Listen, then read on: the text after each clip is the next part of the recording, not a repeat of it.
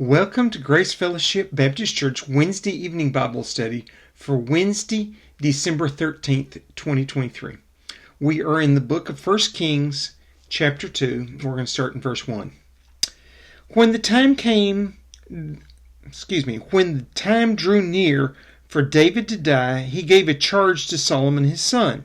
I'm about to go the way of all the earth, he said. Be strong. Show yourself a man and observe what the Lord your God requires. Walk in his ways and keep his decrees and commandments, his laws and requirements, as written by the law of Moses, so that you may prosper in all you do and wherever you go, and that the Lord may keep his promise to me. If your descendants will watch how they live, and if they walk faithfully before me with all their heart and soul, you will never fail to have a man on the throne of Israel. Now you yourself know that Joab son of Zeruiah did to me what he did to the two commanders of Israel's armies, Abner son of Ner and Amasa son of Jether. He killed them, shedding their blood in peacetime as if in battle, and with that blood stained the belt around his waist and the sandals of his feet. Deal with him according to your wisdom, but do not let his gray head go down to the grave in peace. But show kindness to the sons of Barzillai of Gilead, and let them be among those who eat at your table. They stood by me when I fled from your brother Absalom. And remember, you have with you Shemaiah, the son of Gera, the Benjamite from Bahurim, who called down bitter curses on me that the day I went to Mahanaim. When he came down to meet me at the Jordan, I swore to him by the Lord, I will not put you to death by the sword. But now do not consider him innocent. You are a man of wisdom. You will know what to do to him. Bring his gray head down to the grave in blood.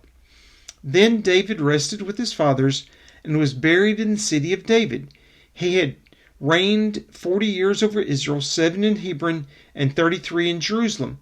So Solomon sat on the throne of his father David, and his rule was firmly established. So ends David's life, David's story. He gives a charge to Solomon, and he deals with certain details to make sure that justice is done.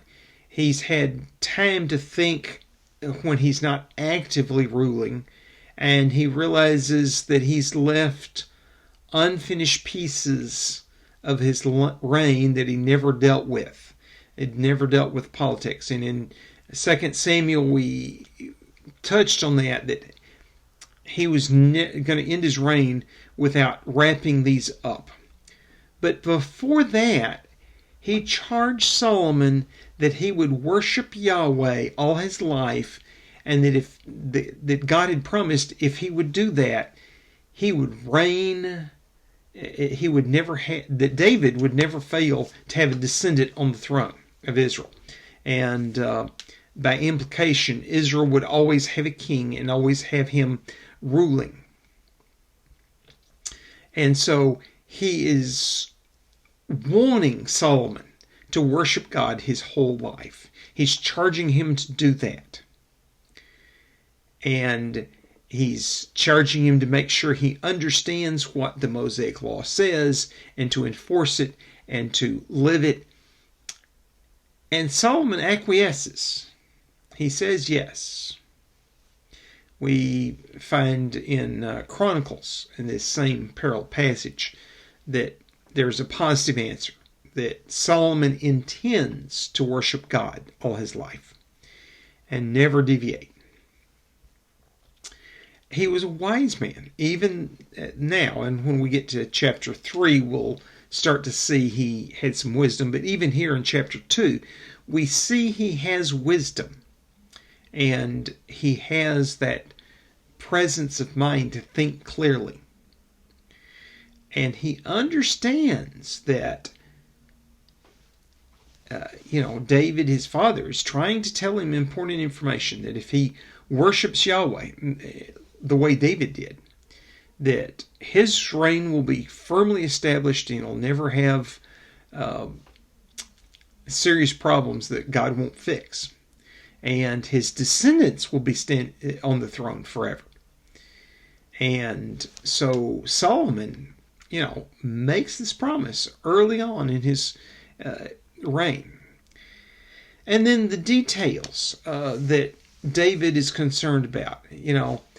He never had the political will, the ability to deal with Joab, the commander of the army, who murdered people that were commanders of the army. And David never had the ability to remove him from office and put somebody else in that would obey David.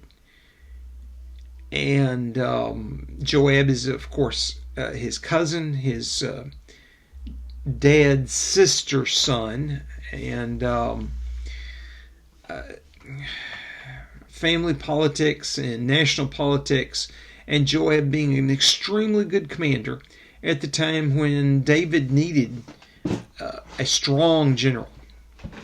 And David was a warlike king and had to contend with lots of war. And he's now pacified all the countries around. He either has treaties of peace with them, and they're countries that naturally would want to be at peace with Israel, or they've been subjugated by David and Joab. And so Solomon is going to enjoy a long period of peace before there's a need for war. Yes, you got to keep a strong general and you got to keep a strong army and etc. because in that day and time, if you showed weakness, somebody would rise up and try to attack you. If you stay strong, though, on the other hand, nobody wants to risk it. And so handling Joab is a serious political matter, but he's unworthy of the office. And then after that, he says to, bless the family of Barzillai. And Barzillai met him when Absalom was in rebellion and gave him supplies and helped him get to where he needed to be safe, and protected him. And David wants to make sure that he continues to bless this family. They were there at a critical moment and did critical things, and the sons have been eating at David's table, and been and in effect, the people who eat at David's table with him are his counselors, his people he keeps up with how the country's doing. I mean, kings, when they go out to visit the countryside, very often get to see what the people want them to see. They very often don't find the truth. If somebody's upset with the king and the rule and how things go, they don't want to risk their life by being there and objecting and then being seen as rebellious, so they may, disappear from public view, and only the people who like the king show up, and it looks good. On the other hand, the people who eat at the king's table, they're not royal advisors in a formal sense. The court meets in the court, and there's people there, but they can come and go and visit the countryside, and people won't think as seriously. And, hey, you get the king's ear. Here's the problem I have. I really do support him. I think he can do a good job, but here's this injustice that I know about, and because of that, I don't support the king fully. And, see what you can do for me. And then, sitting down at the table eating, he can go, oh, last week when I was out at, they were telling me that they have this problem. And, he can keep up with how are his appointed judges doing? How's the tax collector doing? Those people will tell the king exactly what he wants to know. The people that ate the king's table, they have economic favor, and they very often get to sell to the royal household and get to buy from the royal household, and they have some economic advantages and things like that. And obviously, when you eat meals with somebody routinely, you get to be good friends with them. And there's those kind of advantages. But from the king's perspective, he's also a commoner that gets to tell how things are really going. And what's the gossip saying? And maybe that man doesn't get told, but the women in his household hear all the community gossip, and then when he comes back, he gets to hear the community gossip and bring it back to the king. And here's what people are saying. And here's where they're going. And if the king rode through and said, how are things going? Everybody would be like, yay, the king, great. Until they're almost to the point of, rising up in rebellion. But on the other hand, these men that eat with him that aren't part of the court officials are very important to him. And so he's telling Solomon, make sure this family is part of that group. They get the blessing, they get the economic benefit, they can tell you things you don't know. And then remember Shimei, the son of Gera, the Benjamite. He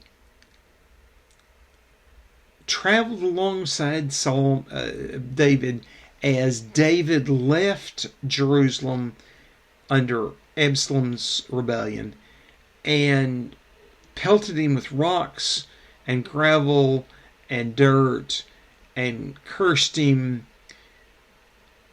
And, Joab wanted to kill him. David said, no, this is not the time to be killing him. But when David had won, he came back and begged for his life. And David knew that was not the time to be killing him either, so he promised he wouldn't kill him. But he's now thought about it and realized, he doesn't deserve to live, and so it becomes my son's problem.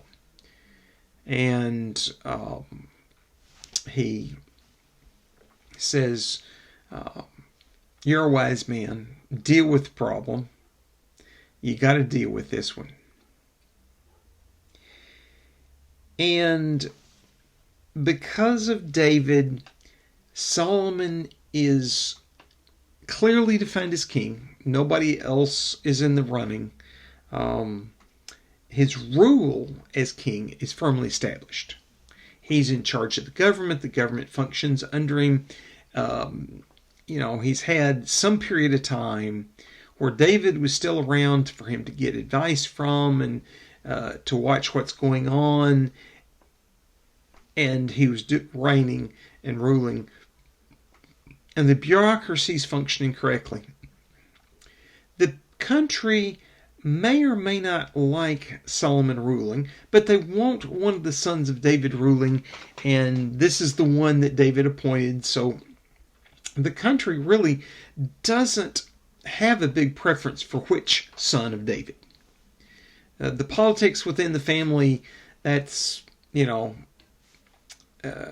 not most people's problem. It's, on the other hand, Solomon does still have a problem with his family, with David's family. And he has brothers that may still have aspirations to the throne. And he's got to still deal with that. So we can turn to verse 13. Now Adonijah, the son of Haggith, went to Bathsheba, Solomon's mother. Bathsheba asked him, do you come peacefully? He answered, yes, peacefully. Then he added, I have something to say to you. You may say it, she replied. As you know, he said, the kingdom was mine All Israel looked to me as their king, but things changed, and the kingdom is now gone to my brother, for it has come to him from the Lord. Now I have one request to make of you. Do not refuse me." "You may make it," she said. So he continued, "Please ask King Solomon, he will not refuse you, to give me Abishag the Shunammite as my wife."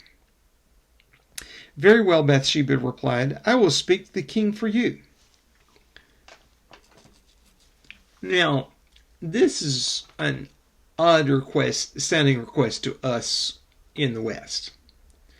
Abishag, the Shunammite, she's arm candy. She won the beauty contest. She slept with David until he died, kept him warm. It was his nursemaid. She's part of the royal household. In one sense, she's one of the handmaidens to the king. The public at large probably thinks she's at least a concubine, if not a wife. And the differences there were, in that culture, legal questions, not practical questions. A lot of as far as emotionally and economically, the concubine and the wife were both the same kind of thing. The king could have sex with his wives, with his concubines. He would claim their children. The wives got to inherit some of his estate. Their children got to inherit some of the estate. The concubines, on the other hand, he supported them as long as he lived, and he would give them gifts, and then there was an expectation that they would get a chance to continue to work for the son. But if he said, "I no longer need you in the palace," he could move them out of the palace and move them somewhere else. If they were already living independently, they got no inheritance. Their children got no inheritance. The children got given gifts by the king. The concubines' children got, but they were not in line to get the throne. Concubines' children weren't royalty. Only wives' children were royalty. Now, on the other hand, they were clearly acknowledged as being the king's children. And depending upon things, he may, if they were, he may give them some sort of royal job that is needed. Like if they had talent to be a tax collector or a judge, they might be appointed as a tax collector or a judge. If they had, skill in bureaucracy, could read and write well, learned, they might be put in the bureaucracy as middle management kind of thing. If they had skill keeping sheep, they'd become the royal sheep keeper. Things like that. That's what concubines' children ended up doing. They became the middle layer of the bureaucracy, or if they were particularly unskilled,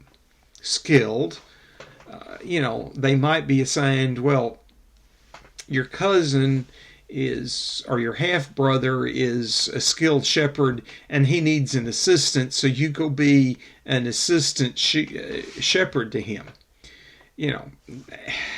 That would be kind of the worst case scenario.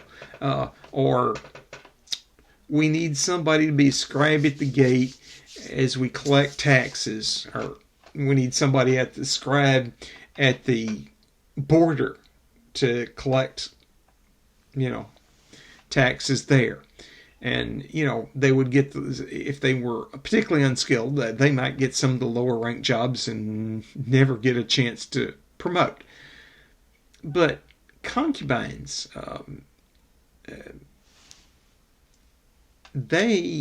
because they didn't inherit and their children didn't inherit, there was a difference there. Abishag is probably viewed by the public as a concubine. They don't know the inner workings of the palace. They don't necessarily trust the official story that everybody says, yeah, they didn't have sex. Yeah, she slept in bed with him. Would you believe, if somebody was sleeping in bed with the president that they weren't having sex? Yeah, I wouldn't either. I'm not sure I'd believe that rumor if I was in David's time either, that Abishag was still a virgin. You know. So what Adonijah is basically asking, he's asking to be married to somebody that's either viewed as David's wife or David's concubine. And that would be something that would be a royal favor and give his children more bearing to be king than Solomon's children. And Solomon has no children yet. So Adonijah is pursuing a plan.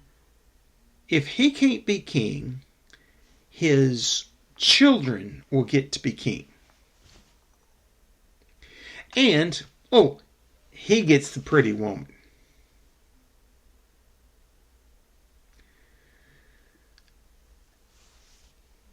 Bathsheba handles him with wisdom. You'll notice she's very careful to answer him. She does not give him affirmative answers only, I will talk to the king. She asks, do you come peacefully? That was her concern. Is he coming to kill me and try to usurp the throne? She had bodyguards. She could call on them, and if he had any indication that he was not peaceful, she would have been calling out, and even if she lost her life, Adonijah would be known, and Solomon would know that he's in rebellion. When he says he comes peacefully, and he asks to say something to her, she just says, okay, go ahead and say it. She's just matter of fact, yeah, go ahead. And he points out that he lost the throne because David didn't want him to be king, and that's kind of water under the bridge. We're done. But he wants to make a request of the king, and he wants Bathsheba to do it for him, since he knows Bathsheba as Solomon's mother. The request he make, the king will fulfill them.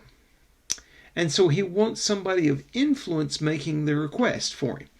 He's learned from his mistake that he only consulted certain people to be crowned king and not others, and that he came undone.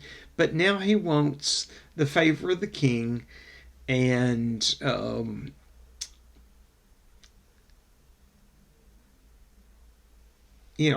she says, you can make your request. She doesn't tell him ahead of time, I'm going to fulfill your request. Just make your request, and then I'll make a decision. He tries to press her that she promises she will entreat the king for him and get the promise that he will have Abishag his wife. And she just simply says, I will make the request to the king. She does not promise that she's going to influence the king for him. She just simply says, I will tell him. She's being cautious here. We see some wisdom out of her. So I think this shows where Solomon got his initial wisdom from. He had a wise mother, and we have heard that she was a wise woman before. I mean, that our first encounter, she was a wise woman. She did the foolishness of being, having an affair with king, but she's now being cautious. and not making any promises. Verse 19. When Bathsheba went to King Solomon to speak to him for Adonijah, the king stood up to meet her, bowed down to her, and sat down on his throne. He had a throne brought for the king's mother, and she sat at his right hand. So he's giving her honor in public. This is appropriate. I'm sure they met in private, and she would be honored there. I mean, he understands the Ten Commandments: honor your father and mother. And he would have been honoring her, but she has come publicly. She did not routinely come to the court. We know from how she interacted with David, she did not routinely come to the king's court when David was king. And this is apparently the first time she's come to Solomon's court, and he honors her appropriately. He stands up. The king, it's rather common that kings don't stand for anybody. Well, he stood for his mother. That's great honor. And then he sat back down on his throne and invited her up, yes, but had a throne brought in and put on his right-hand side. So she's, so to speak, his right-hand man. And, there's this public honor, and there's people around, and they're seeing this, and they're knowing he honors his mother. And so then when she gets to what she has to say, Solomon's got to be careful. So does Bathsheba. Verse 20. I have one small request to make of you. Do not refuse me. The king replied, make it, my mother. I will not refuse you. He is not suspecting that there is any foul play here. I mean, his mother making the request, she's probably got his best interest in mind. He has this idea. I don't know whether she thought through the request, or she was just thinking, hey, we get to unload one of the unnecessary women out of the palace and somebody else gets to support her, or what? Her thought process, why she would actually make this request, does escape me. I think she would be well aware of the danger that this would pose.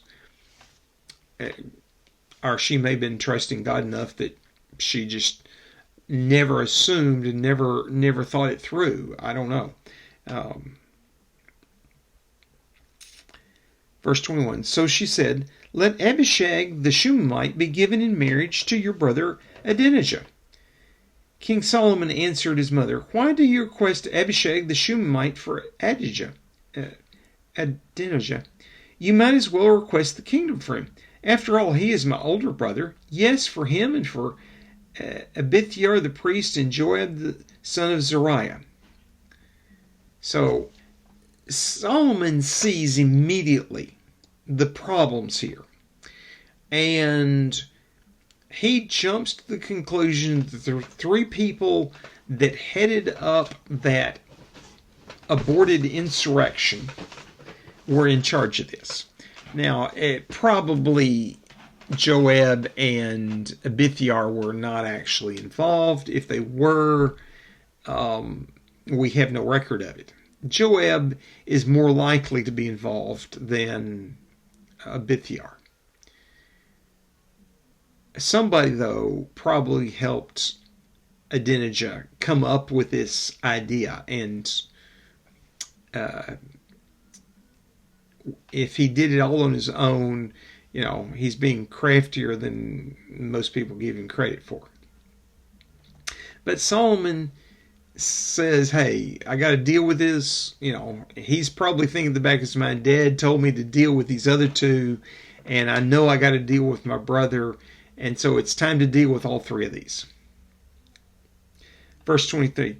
Then King Solomon swore by the Lord, may the God deal with me, be it ever so severely, if Adonijah does not pay with his life for this request, and now, as surely as the Lord lives, He who has established me securely on the throne of my father David and has found a dynasty for me as he promised, Adonijah shall be put to death today." So King Solomon gave orders to Benaiah, son of Jehoiada, and he struck down Adonijah and he died. So Solomon gives the order. He recognizes that Adonijah is still plotting to get the throne through some means. And so, since he had made that request and had gotten Solomon's mother involved, he has him killed that day. And he gives the order to the head of the palace guard, who, let's face it, that's the man that's to be in charge of making sure there's no rebellion within the family and that the king is safe, and guarding him. And another person trying to be king is a serious threat. And so it's appropriate that he handles it. And he goes out and kills Adonijah, executes him. Verse 26. To Abithiar the priest the king said, "Go back to your fields in Anathoth. You deserve to die, but I will not put you to death now, because you carried the ark of the sovereign Lord before my father David and shared all my father's hardships." So Solomon removed Abithiar from the priesthood of the Lord, fulfilling the word of the Lord had spoken at Shiloh about the house of Eli. So Abithiar is the last priest that serves from the lineage of Eli. After that, none of them serve as priest again. His son Jonathan is, an important man, and we'll read about him later.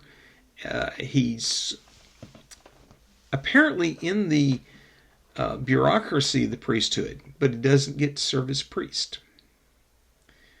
And Jonathan had a brother that we never hear from again, so apparently somewhere in there he died. And Abithiar, basically Solomon makes him retire.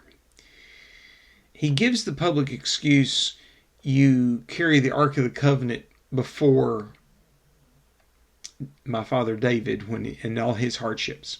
So you have some respect, and because of that, you deserve, some special considerations, basically.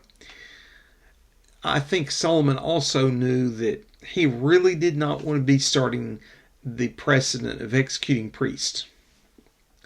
That's a bad precedent. It's bad for the country. Removing them from office is public shaming, and keeping them from serving as a priest and they're in retirement, priest emeritus, is sufficient.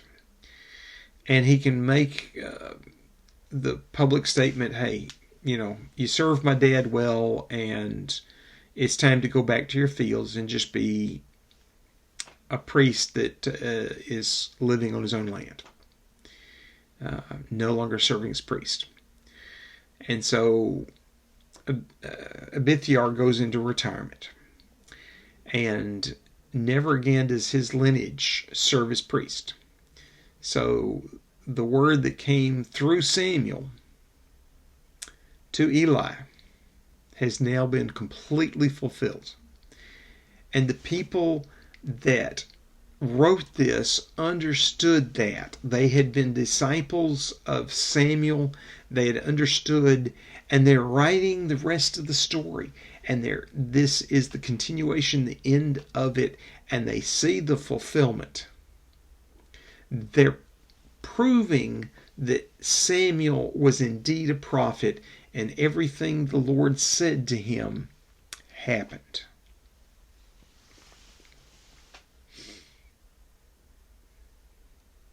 Verse 28. When the news reached Joab, who had conspired with Adonijah, though not with Absalom, he fled to the tent of the Lord and took hold of the horns of the altar. King Solomon was told that Joab had fled to the tent of the Lord and was beside the altar. Then Solomon ordered Benaiah the son of Jehoiada, "Go strike him down." So Benaiah entered the tent of the Lord and said to Joab, "The king says, 'Come out.' But he answered, 'No, I will die here.' Benaiah reported to the king, 'This is how Joab answered me.' Then the king commanded Benaiah, 'Do as he says, strike him down and bury him, and so clear me and my father's house of the guilt of the innocent blood that Joab shed. The Lord will repay him for the blood he shed, because without the knowledge of my father David he attacked 2 men and killed them with the sword. Both of them, Abner son of Ner, commander of Israel's army, and Amasa son of Jether, commander of Judah's army, were better men and more upright than he. May the guilt of their blood rest on the head of Joab and his descendants forever, but on David and his descendants, his house and his throne, may there be the Lord's peace forever."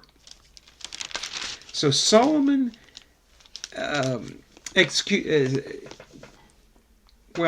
he gives sentence at first. He tells Benaiah, go execute him right there where he is. Now, Benaiah is a priest. He's not served as a priest because he's been serving under David as the head of his bodyguard, and he's in charge of the army and going to be in charge of the army. He's a capable general. He's a military man, and he knows he's not appropriate to be priest. He's not the kind of man that should be priest. God's gifted him mightily to be a warrior, but he also knows the law, and he knows that somebody holding the horns of the altar is requesting basically clemency. And so he goes in and tells Joab, the king says, "Come out." He changes the command. The king had told him, "Just go in and execute him." But that was bad precedent, and Benaiah knew that. And so he covers for the king and says, "King says, come out." Joab refuses. So he goes back and confers with the king and says, "Hey, I told him to come out so we don't pollute the tabernacle with human blood, and he has refused." So, he's refused the king's order. Well, this puts it in a different perspective, different light now. The king has had him to be executed, ordered him to be executed. Solomon then makes a further declaration, declaring what he's guilty of and why he's being executed, and making it plain to everybody that this isn't just political payback for supporting Adonijah. This is fulfilling David's purity, that he's a murderer and he murdered people that should have been in his place to get their office and keep it. And this is not something that God will forgive. And this is not something that the people should forgive and just ignore. And that David didn't deal with it, and people go, yeah, we understand why David didn't deal with it. But now Solomon's dealing with it, and he's dealing with it righteously, and Joab is polluting the altar by holding on to it when the king has told him to come out. And that changes the politics of that. Sure, it's still killing somebody in the church, so to speak. It's still bad business. But now it's Joab that's guilty of picking the wrong spot to be executed, not Solomon. So Benaiah has covered Solomon, and Solomon has realized that and realized the wisdom of it and expounded on it and made a public declaration of why Joab needs to die. Probably Solomon is hoping that when that judgment gets to Joab, he'd be like, okay, yeah, I'll leave and I'll be executed. I'll take my punishment. But if not, Benaniah now has coverage to go in and execute him right there. Verse 34. So Benaniah, son of Jehoiada, went up and struck down Joab and killed him, and he was buried in his own land in the desert. The king put Benaniah, the son of Jehoiada, over the army in Joab's position, and replaced Abithiar with Zodok, the priest. Then the king sent for Shimei, and he said to him, build yourself a house in Jerusalem and live there, but do not go anywhere else. The day you leave and cross the Kidron Valley, you can be sure you will die. Your blood will be on your own head. So he's dealing with all the leftovers from David, and this is the last one. And he realizes, hey, I've dealt with the other ones, the big ones. Let's deal with this guy a little more gently. Call him in, say, hey, we're going to essentially put you in Jerusalem arrest. Build yourself a house here. You can do business. People can come see you. You can go around Jerusalem and do business. And, we'll keep an eye on you as long as you're peaceful and things are fine. You're okay. But if you leave Jerusalem, you're going to be executed. Pretty reasonable, It's not like Jerusalem is too small to do business in, and, his clan can send people in.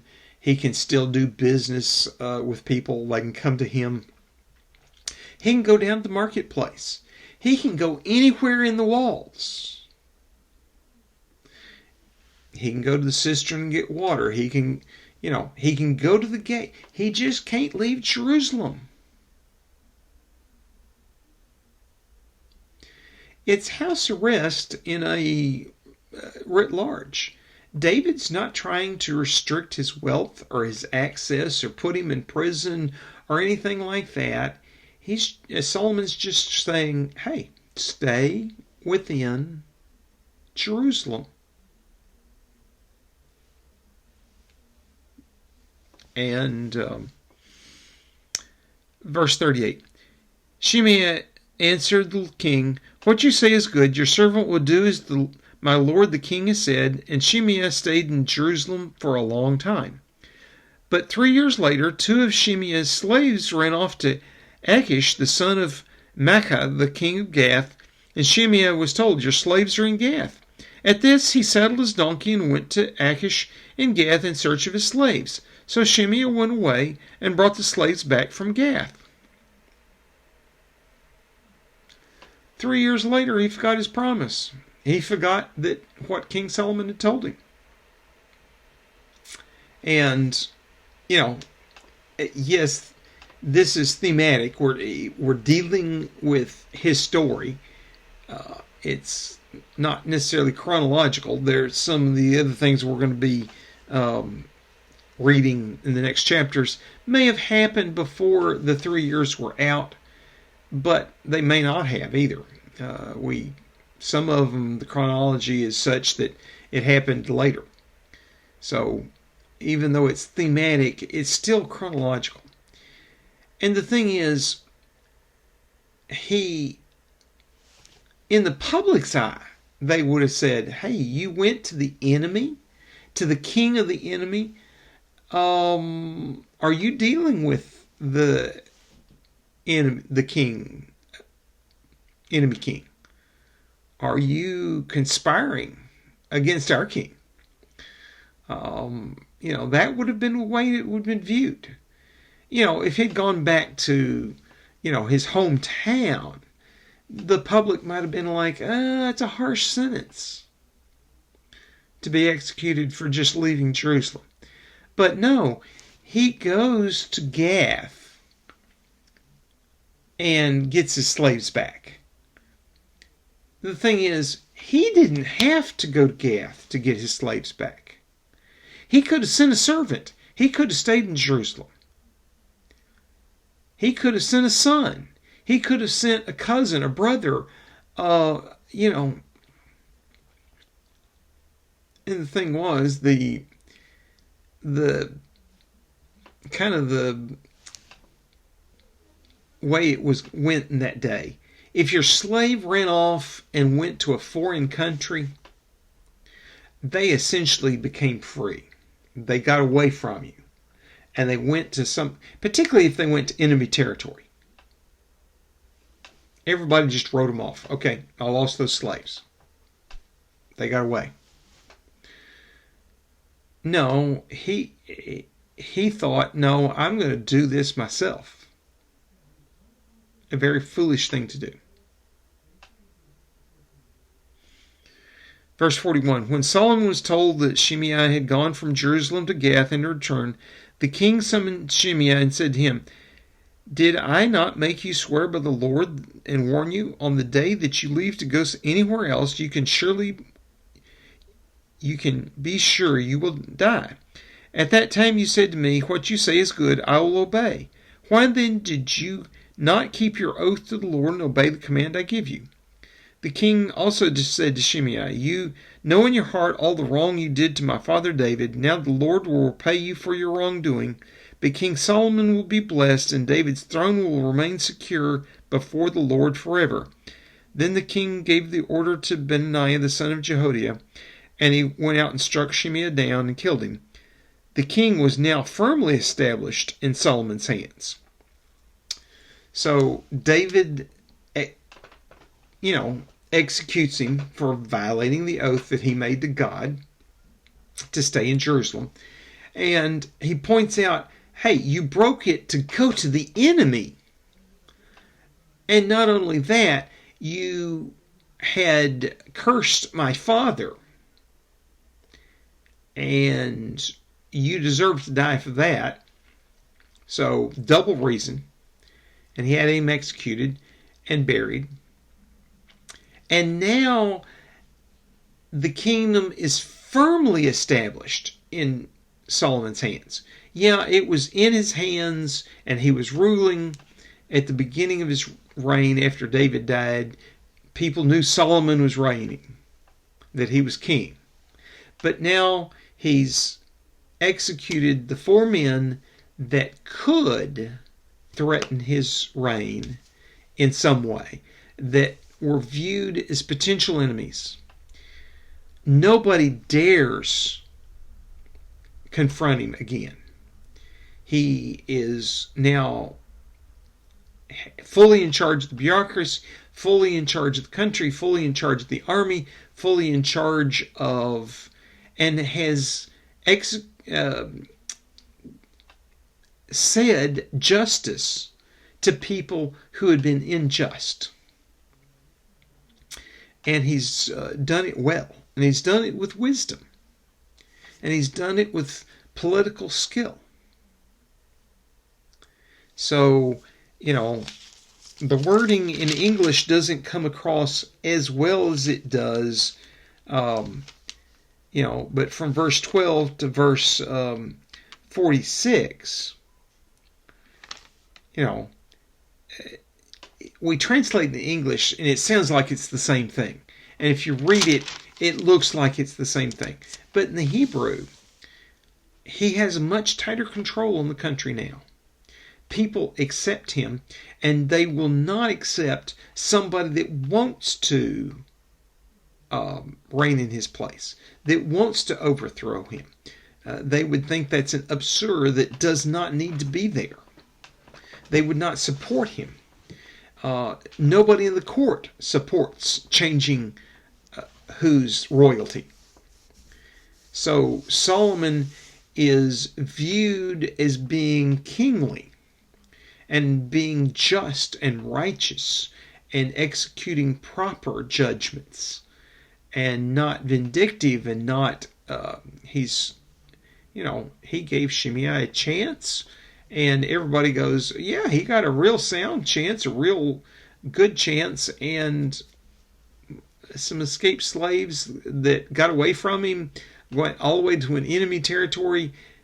How dumb can you be to go there? And that makes it look like you're trying to rise up in rebellion. And the public would have been like, yeah, execute that guy. And the court, of course, is, yeah, no, you're righteous to execute that guy. And not that the court is now afraid of Solomon. They're not afraid of Solomon. They're seeing that he's wise and he's just and he's making sure things are firmly established and properly established and established by proper reason. So they see him as wise. Holy Father, we ask that you would bless our country and our politicians with the same kind of wisdom, that they would rule with justice and righteousness that Solomon did at the beginning of his reign, that he shows here the political skill and the adroitness. We would ask that of the president and our governors and our mayors and the county judges and all those others that fulfill some role to run some level of government. That they would rightly fulfill their purpose and do justice. That we'd have a peaceful society that is well regulated. Lord, we ask that you be with our Congress and legislatures and that they would write sound laws, that they would reach appropriate compromise, that they would get together and understand the wisdom that all the sides and the different arguments have and find something that meets them all and is able to be just and righteous. Lord, we ask that you be with the Supreme Court, not only the U.S. Supreme Court, but state Supreme Courts and other judges in the judicial system, all the way down to the smallest courts, that they would righteously and justly fulfill the law, that they would make sure that justice is done in the court system, and that when they execute judgment, that it's done well with wisdom like Solomon showed. Lord, we ask that you would bless this country with a peaceful country, that we can trust the government, that it would be one worthy of trust, that we can live in a peaceful society without the worry of rebellion or civil war. Lord, we ask that you would bless the community we live in, that their evildoers would be caught and convicted, and that those who are people of peace that want to go about their business would feel safe and be able to do so without threat or harm. In your holy name, amen. This has been the Wednesday evening Bible study for Wednesday, December 13th, 2023. This was recorded on Monday, December 11th, 2023, and I am your host, Frank Reich, Associate Pastor of Family and Ministry at Grace Fellowship Baptist Church. I hope to see you Wednesday at the Bible study, and if not, I hope to see you Sunday at the worship service. Oscar is doing a really good series. I like where he's going. I like the theme he has, a line, and how Jesus makes a line in history in all kinds of different ways. And come hear the sermon he has Sunday. He has a good one planned. And I want to plug the Christmas musical, which will be on December 24th, Christmas Eve, at the church. It is going to be a great deal of fun to listen to.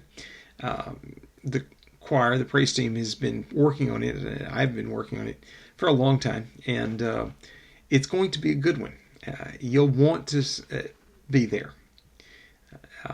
It presents the gospel well and has a good message. If you can't make any of those, we'll still see you on YouTube. You have a blessed week.